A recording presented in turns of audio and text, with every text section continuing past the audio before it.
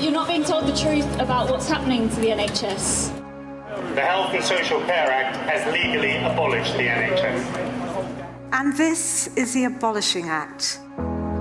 The NHS has already been destroyed. The wholesale dismantlement of our NHS, the NHS we own. When politicians and private healthcare industry lobbyists claim that we cannot afford the NHS, this is the exact inversion of the truth. When I started this film, I had no idea of the hidden truth behind the NHS crisis headlines. What I was to find out was deeply disturbing. They've gobbled up the Royal Mail, the railways, the water, the electric, the gas, and now they're coming for our National Health Service. And I'd written a screenplay, that's right, a financial apocalypse screenplay called The Crunch, which posits a big global debt catastrophe and what happens in this country in a very realistic way. It's a very ambitious screenplay. And I just completed that, and I thought, well, let's see if there's any chance it might actually be happening, or there might be the seedbed for this on the ground. And that's what made me, that's what launched me into doing Groundswell. But to me, the theme of the loss of democracy is something that could break out, could cross borders. And I think that's a really important thing for us to be focusing on. And I realized that very early on when making Groundswell. That's why I realized the people in my film were not just talking about the NHS. You know, they were very much talking about the fact that this is all happening without any proper parliamentary debate, any due legislation. It's completely undemocratic. You know, the majority of the population would like to have the NHS, fully funded, fully state-owned, fully publicly owned NHS that is accessible to all and provides good all-round healthcare for all. And this is being taken away from us, and it's a complete and utter scam. It is part of the scamming, and the scamming of our democracy is even, dare I say, even bigger than that. But it's part of that whole process of bringing that down. And without that, it's getting extremely scary, I think. I think with the pandemic, because obviously you made the film, well, you've been making the film for a few years and then released it, was it late last year? And then obviously this year the pandemic's happened, and I think it's hopefully held a mirror up to, I think people are going to be paying a lot more attention to the NHS, because obviously they're the heroes throughout this whole pandemic, really. The problem is that what they're doing is they're using the pandemic to accelerate the finalisation of converting the NHS into public-private enterprise. There's a letter, I think a piece this morning in The Guardian from a number of NHS virologists saying we're not being consulted. I mean, the NHS has laboratories, has virologists, and has, from the beginning of the pandemic, has had the ability to deal with the epidemic. Instead, they're farming all out to the private sector, hand over fist. And they're all, there's no transparency with these private companies. It's being given to favoured companies. It's not even being put out to open tender, which is supposed to happen under a free market. They've just given it to the people that they've selected who their people are going to be. So and everybody clapping the NHS. What they don't realise is they're clapping they're clapping a public-private enterprise that there's nothing to do with what the old NHS was ever supposed to be about. And the media are complicit in this. They're just not asking the question. It's the good thing is that the sort of I call her the Joan of Arc of the movement, Professor-Allyson-Pollock. She's getting airtime now. The Guardian gave her, the Guardian itself has not been treating the privatisation of the NHS properly at all. The campaigners know far more than journalists do, and far more than politicians do about what's happening. And these remarkable people are not being talked to, and spoken to, and given a voice. And it's shameful what's happening. I think your your documentary definitely holds a mirror up to them, and obviously you use your same sort of techniques. You get your close-ups in, and it's good because you really get to see the people that are fighting, and again it makes you feel, so then therefore you think, and then you want to act. So I think your film is so important, and they're so self-aware as well of how they come across. Like Steve Kahn says, like, yeah, we can get, we come across a bit spiky sometimes, but which is like a typical, the way that lefty people look, but it's because we care. So it's, I think, and so I think with sorry, sort of tangent off, but I think the general public as well as a sort of attitude seem to have this sort of snobbery towards people that care too much as well. But I think if they can just get to know the facts and question their own biases as well with works like yours, and or even it makes me think of Sorry We Missed You, the Ken Loach film that came out last year. Did you watch that? I haven't seen it, I'm afraid. No. Okay, well, you should. It's more people need to watch films like that, because again, that was very timely, much like Groundswell, talking about the NHS, and then NHS has become a central sort of thing, obviously, for 2020 because of the pandemic. Equally, in Sorry We Missed You, it's about the gig economy, 0-hour contracts, Amazon drivers, basically, and their awful working conditions. They've been hailed as heroes throughout this pandemic as well. Yeah, I'd highly recommend watching Sorry We Missed You, because I think people have a suspicion to celebrity and things, because it seems like, oh, it's just entertainment, it's just, fluffy, it's just escapism. But actually, with films like that and the work that you do, it's presenting something, and we all have a right to see ourselves represented. Yeah, it's just very interesting, this sort of through thread, if that makes sense.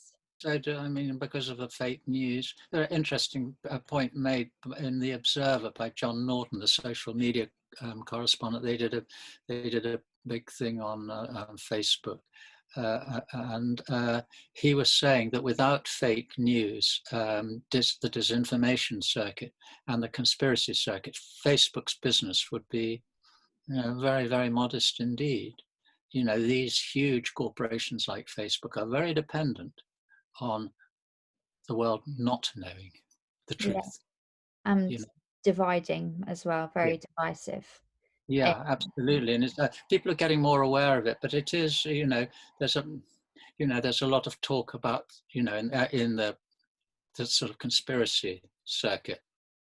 There's always that old thing about the new world order, the sinister new world order, an elite that seems to be all-knowing and all-seeing, and this is behind everything, even to the extent of denying, some of them at the early stages of the COVID crisis, saying that COVID was basically deliberately engineered. This was a biological warfare thing. The same thing happened when AIDS first broke out, and it was supposed to be some kind of dastardly plot. But there is something that's a bit closer to the truth in that circuit, which is the rise of the technocracy. With data farming and surveillance and all that. What I find the problem is with if you like, the saner side of the conspiracy circuit, is that they're ideology free in a way exactly that the free marketeers have been driving for. They don't mention capitalism. They don't mention the conflict between those with capital and those without capital, which isn't, even the Financial Times journalists, the more enlightened ones, would accept that there is, in an economic downturn, there is a conflict between these sectors of society. And in Groundswell, I was very careful not to use words like capitalism, left-wing, right-wing, Blairite, etc., because they immediately have negative connotations. So I used the word free market. I think people understand the concept of the free market, and it's kind of relatively untribal as a phrase, you know. Yeah. But technology is only a tool. It's what's the ideology driving it? You know, that's what you've got to look at. And you've got the alt-right and the extreme right, who basically want to take us back to the Victorian times of a rampant free market. You know, you have wage slaves. It was their money that was buying. You know, they put money into Brexit because they want to see Europe broken up. They want a completely deregulated marketplace in Europe. That's what they want.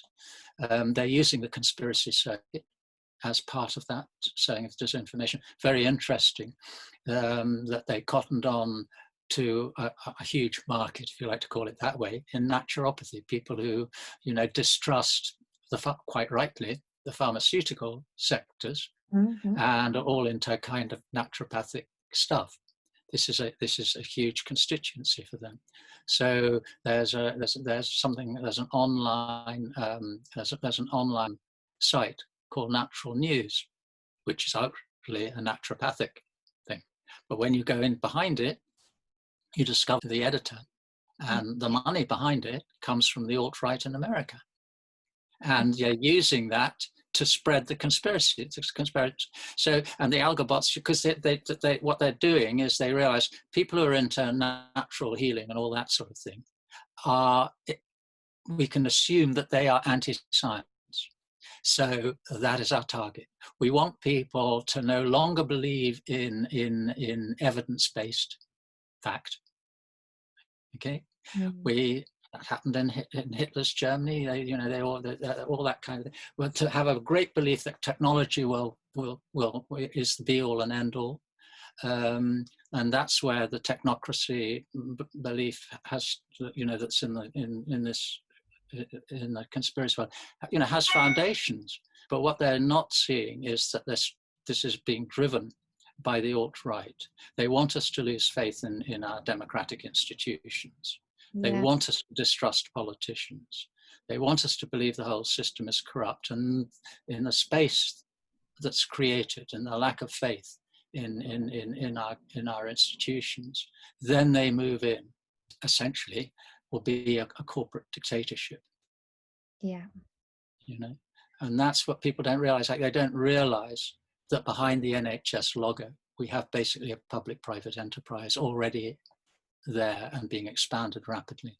Yeah. I mean, it's not new. This has been happening for years and years and years, hasn't it? I mean, yeah. What was it? Hospital beds have been declining since 2010. So it's definitely sort of systematic as well. And also, it's done by stealth too. It's being done by stealth. They're not fools. It's being done by stealth. People don't realize what's going on, and the media are not asking the questions. The BBC are frightened about their license fee. ITV basically commercial organisations. It's no accident, because the privatisation of the NHS and the privatisation of the media both started with legislation in 1990 under John Major. Thatcher had left. That's when the free marketeers basically really began to take off by getting the legislation changed. All that the legislation that's going to be brought in by the government in December, which will be the kind of final nail in the coffin for the legislation they want to complete the privatization and the Americanization of the NHS. The Americans are already deeply embedded here. Yeah. The guy running the NHS, Simon Stevens, he was Tony Blair's chief advisor when they turned hospitals into limited companies that could operate as businesses. They call them trust hospital. I think anyway, whatever foundation trust hospital, whatever they're called, and which open, that 49% of a hospital's revenues can come from marketing their services. And he then went to America and became the chief executive for United Health, America's biggest private health insurance company. And he then came back here, and about the time I started the film, just before, and he's running the NHS. And under him, these American called integrated care systems are being brought in. They'll be completed by next April. And under them, the private sector can be brought in to these new systems, which are organized as I can't remember this, how many of them. There are 44 of them around the country. Countries divided up into these integrated care systems. They're like little territories, and each territory will be given a fixed budget, and the private sector participants will be allowed to be running, will be allowed to not just participate, but be running them, which means they'll be running our money. Who will they be giving the contracts to? You know, and that's due to be completed by April next year. So there's very little time left. Wow. Okay. Yeah. That's what it highlighted as well, the fragmentation of the NHS in Groundswell. You know, it was lovely as well seeing the not just the leaders like Joanne and Stephen, Deborah, but also a couple of those ladies who'd voted Tory all of their life as well. You know, hearing what they had to say. In my opinion, what they're doing, they're disposing of the infrastructure of this country. They're giving it all to private companies, which means, to me, means we won't actually need a government because they won't be governing anything. That's my opinion. And the fact that we are going to lose Charing Cross Hospital with more than 300 beds, it's going to be dropped down to 24 beds, and they have the cheek to call it a hospital. It's a clinic, nothing more. So interesting, Gloria. I mean, I'm by default the organizer of our local 38 Degrees group here in West London, and we've got a fantastic group of people. There's a regular meeting of up to 12 people.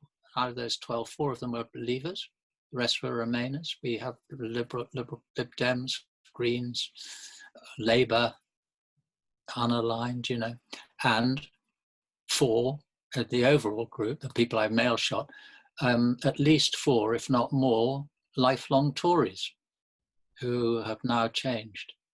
And for me, that's the most, that to me, that's a bit, you know, and that's something to do with the way, but mainly it's to do with being under the banner 38 Degrees, which is seen as a kind of on the street as okay, it's not seen as lefty necessarily, you know. Right. Okay. But that quote comes from one of our group. She's great. She lives around the corner, Gloria. She's a real working class West Londoner. And, you know, it's interesting. She will say, she's not a conservative, or was never a conservative because she wanted money. Not interested in money and all that. She said, I just want to conserve things. You know, I want our local post office. I want our local shop. I don't want a shopping mall. I don't want, you know, I want our community. Now that's the kind of Tory that one needs to speak to.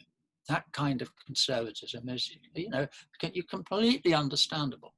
And that's where one can see an opportunity for talking about whether it's the NHS or about democracy, even freedom of speech. It's that sort of soft element on the conservative side that one needs to draw in and learn how to talk to. I suppose that's what our job as artists, and sorry John, you are an artist, whether you like it or not, but it's our job to sort of we take all of these ideas and then we kind of present them in a way that I suppose can be challenging, or maybe sometimes it's our job to maybe present them in a way that's more digestible. But yeah, I definitely think using art as activism is a way of being able to achieve those conversations where you can talk to a Tory voter and realise, oh, okay, they actually kind of want the same things as we do. Well, why are we butting heads constantly? Like, what's causing that? And I think ongoing conversations and sort of, that'll be the way. We've got to act with stealth as well, I suppose. But at the same time, these forces have been at work for a really long time. So we've got less time to be able to sort of deal with the nuance, I suppose, of these sort of situations and conversations. Do you see what I'm driving at? Yes, I do. I think, you know, how your message has been, I mean, I talked, Deborah, again, is absolutely wonderful, who you're talking about, the lady with a stick in Groundswell. She's wonderfully balanced and nuanced and objective in her, I mean, obviously a highly principled person. Again, somebody I completely look up to. but we talk about messaging. How on earth are we going to break through the bubble? How do we deliver simple messages but don't hide the complexity? It's such a difficult thing to do. And the obvious thing is the only way ultimately probably to be effective is to talk to things that people can understand in their daily life. Why can't I see my GP anymore? Why does it take me 3 weeks to see a GP? Why can't I get a hip replacement for 6 months now? It's that kind of thing. My gran can't get a hip replacement. She's been put off for 3 years. It's those, if you're talking about the NHS, it's when people can identify with something that's affecting their own daily lives that you stand a chance. I think that's, in simple campaign terms, that's what one has to try to do. Democracy is a harder one to do. You have to, because it's such an amorphous thing, isn't it? What is democracy? All we know about democracy is we think they're all crap politicians. They're all crap, That's all we think, That's as far as we get, But then I think, well, I don't know how to do it. Somehow I've got to take it a stage further to find out ways that it's negatively impacting on somebody's daily life. So we're a long way from finding that, I think. Well, that's why I feel like now is so important, because obviously being in a pandemic and having this virus go about, everyone's realising that you don't really have anything unless you've got your health.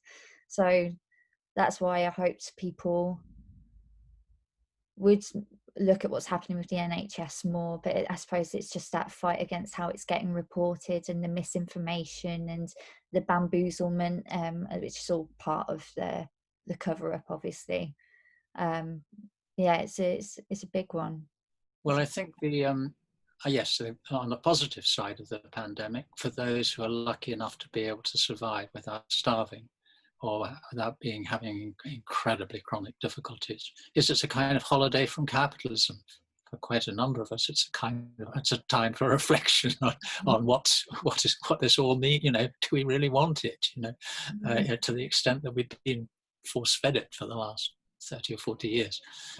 In the terms of the NHS campaign, for instance, it seems to me the urgent thing to do is to make what's happened in the pandemic exemplify what's the perils of privatisation.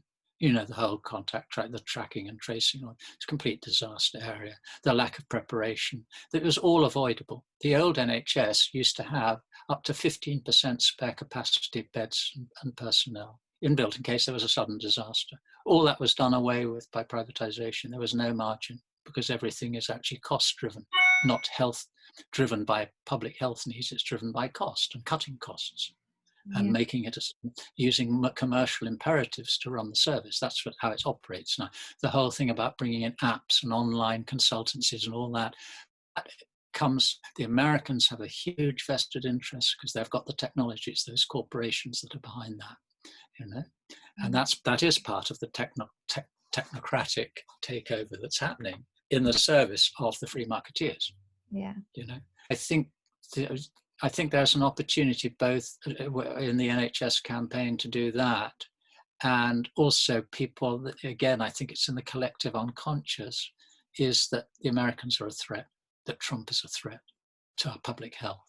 And we need to channel that. I've got this is the badge I got designed by Piers Marchbank, who designed the Time Out cover, a legendary piece of design. That's rather unclear, but it's an NHS. It's got an NHS dollar sign for the. Can you see it? Oh, let's see. And up, bring it up. Yeah. There we go. NHS. No. It's got a dollar sign. It's got a dollar sign. I see. Yeah, the light was shining on it. Oh, I see. Very good. 2 years ago, Gus, my colleague on Groundswell, Gus, and myself and Piers. Piers was did the design, but it's very important. All these things. I mean, you have to be savvy about marketing, don't you? You have to be. That's the culture we live in. How you message is important. Yeah, it is important. Everyone. It's actors now we have to consider our brand. And how we brand ourselves.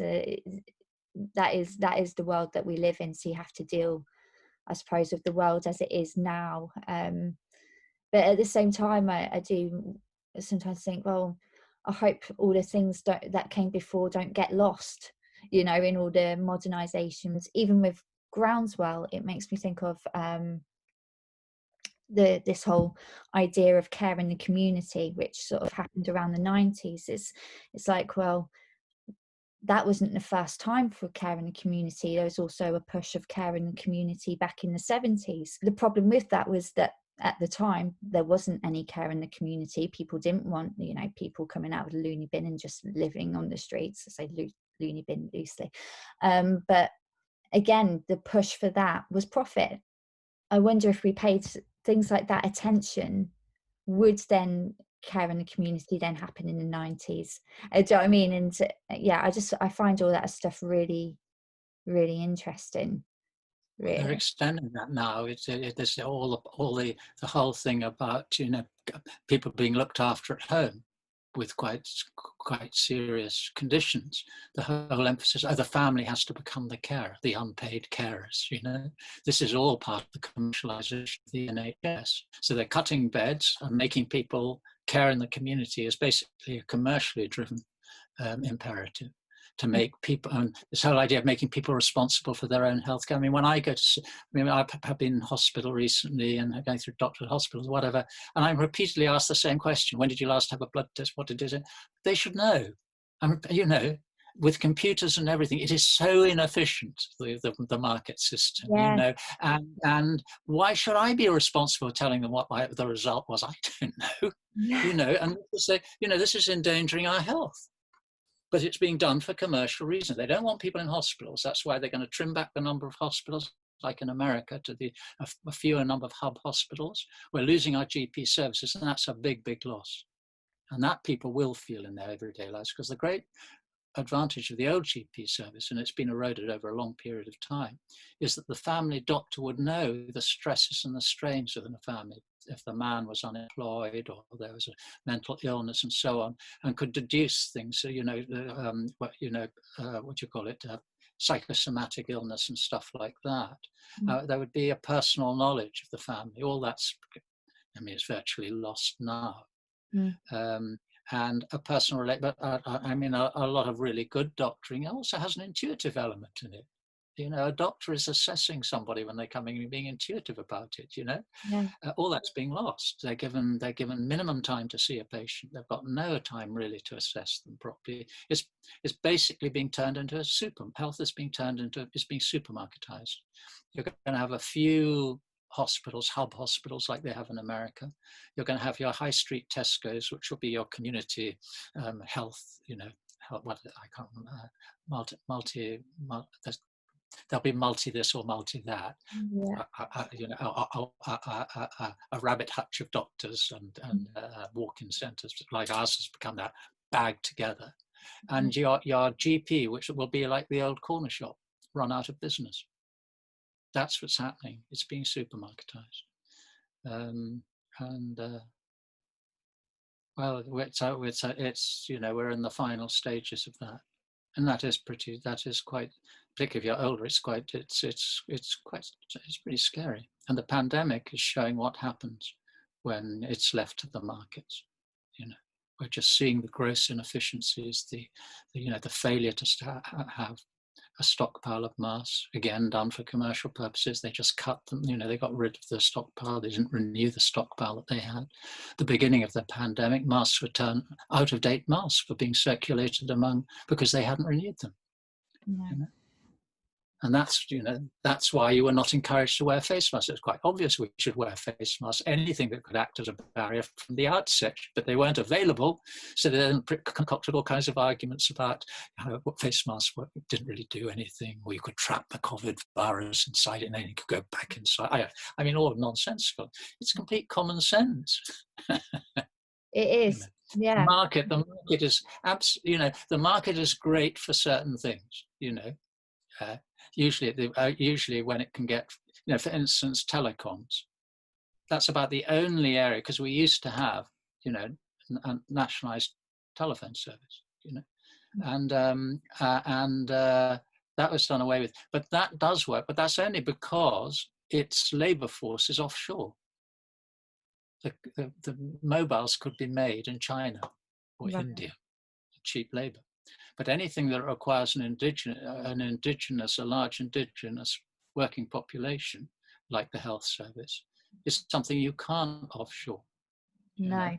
It doesn't, and the costs of a privatised service are far greater than, and this is well established, than the cost of a nationalised health service or rail service or education, anything.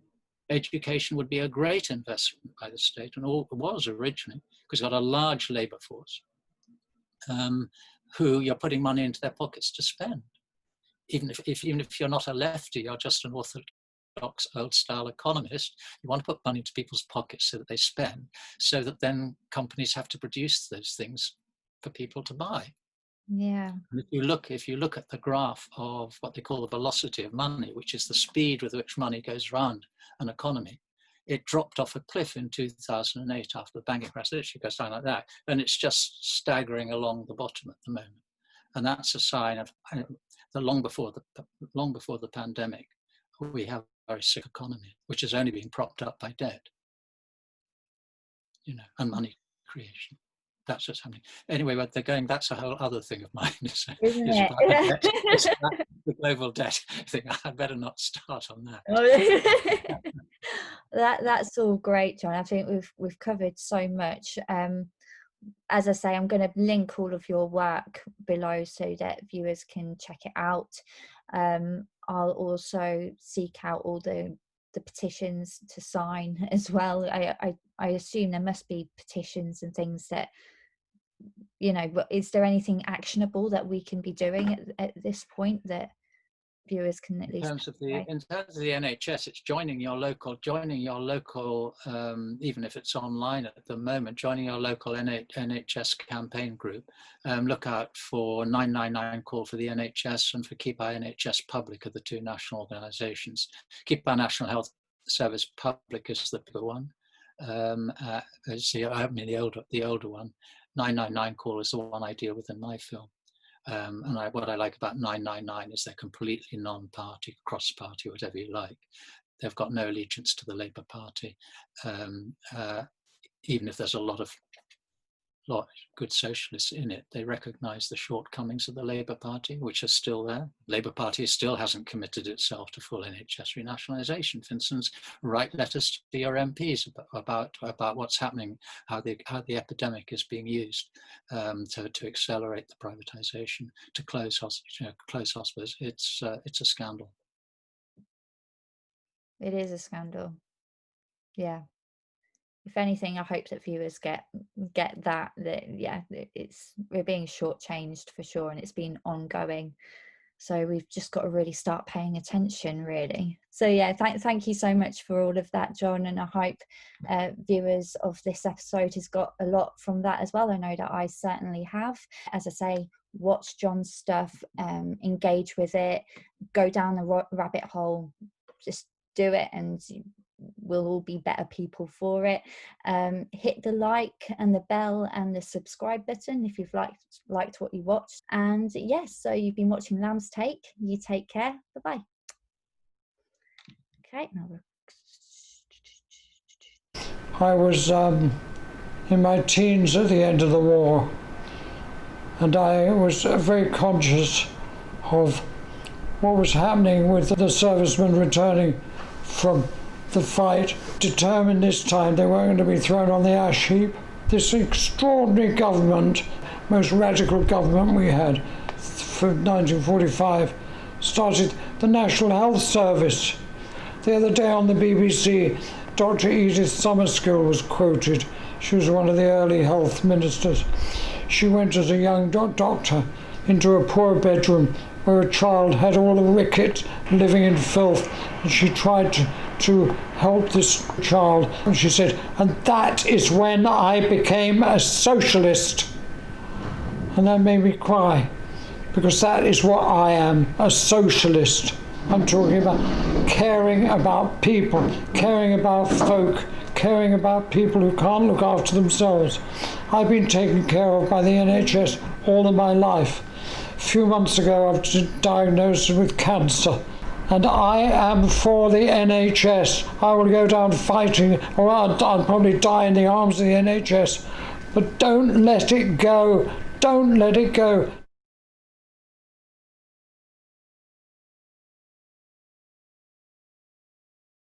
It is not just your hospital they're coming for.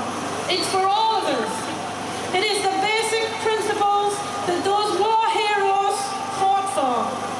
Social justice, equality and cohesion. Thank you very much.